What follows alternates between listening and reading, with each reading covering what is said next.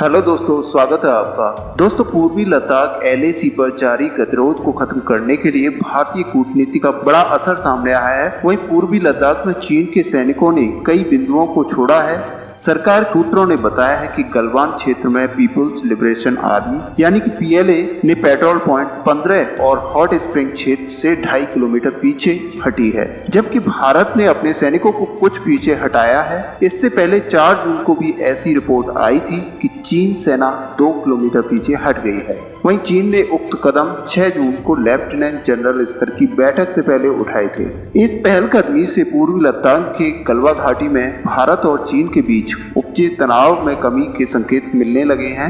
वहीं चीन ने गलवान घाटी में वास्तविक नियंत्रण रेखा यानी कि LAC से जुड़े 3 स्थानों से अपनी सेना को पीछे करने का फैसला किया है। भारत की तरफ से भी सेना को पीछे करने का संकेत दिया गया है। यह सहमति पिछले शुक्रवार को दोनों देशों के विदेश मंत्रालय के अधिकारियों और शनिवार को सैन्य स्तरीय बातचीत की वजह से बनी थी। बताया गया है कि अगले 2 दिनों के बीच कूटनीतिक और सैन्य स्तर पर फिर से बातचीत होगी, जिससे सीमा पर तनाव दूर करने में और ज्यादा मदद मिलेगी। वहीं सूत्रों ने बताया कि पूर्वी लद्दाख के LAC के पास चीनी सैनिकों के जमावड़े में बीते 6 जून 2020 को हुई बातचीत से पहले ही कुछ कमी आई थी। वहीं चीन कुछ चुनिंदा जगहों से धीरे धीरे अपनी सेनाओं को पीछे करने स्टार्ट किया है। बताया जाता है कि विदेश मंत्रालय के स्तर पर हुई बातचीत से बनी सहमति को सीमा पर पहुंचने से हालात सामान्य हुए हैं। इन दोनों बैठकों में PM नरेंद्र मोदी और राष्ट्रपति शी जिनपिंग के बीच 2 अनौपचारिक बातचीत में हर हाल में सीमा पर शांति बहाली बनाए रखने के लिए निर्देश दिया जाना का जिक्र है। सोमवार को भारतीय रक्षा मंत्री राजनाथ सिंह जी ने चीनी विदेश मंत्रालय की प्रवक्ता ने उम्मीद जताई थी कि दोनों देश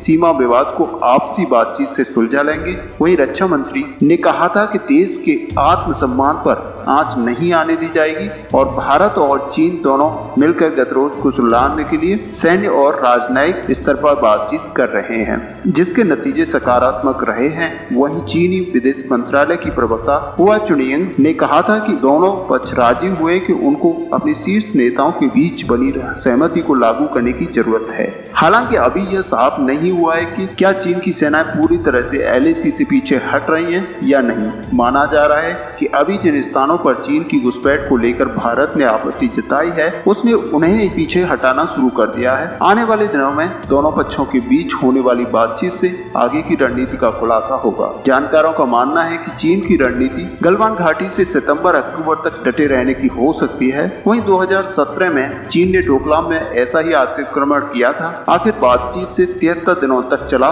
गतिरोध समाप्त हुआ था। वहीं गलवान घाटी में अक्टूबर से भारी हिमपात शुरू, जिससे क्षेत्र का संपर्क बाकी हिस्सों से कट जाता है। वहीं उल्लेखनीय है कि लद्दाख की पैंगोंग त्सो झील, गलवान घाटी और डैम चौक 3 ऐसे स्थान थे जहां पर भारतीय और चीनी सेनाएं एक दूसरे से सामने डटी हुई थी। बीते दिनों कुछ सैन्य अधिकारियों के स्तर पर हुई बातचीत से भारत ने साफ किया था कि वह अपने जवानों को तब तक पीछे नहीं हटाएगा जब तक कि चीन सेना इलाके में पूर्व की स्थिति को बहाल नहीं कर लेती। चुशुल सेक्टर के सामने चीन के मोल्डो सैन्य बेस में हुई उक्त बैठक में भारत का नेतृत्व लेह स्थित सेना की 14वीं कोर की commander lieutenant general Harinder Singh ने किया था। उनके साथ 2 ब्रिगेडियर स्तर के अधिकारी भी शामिल थे।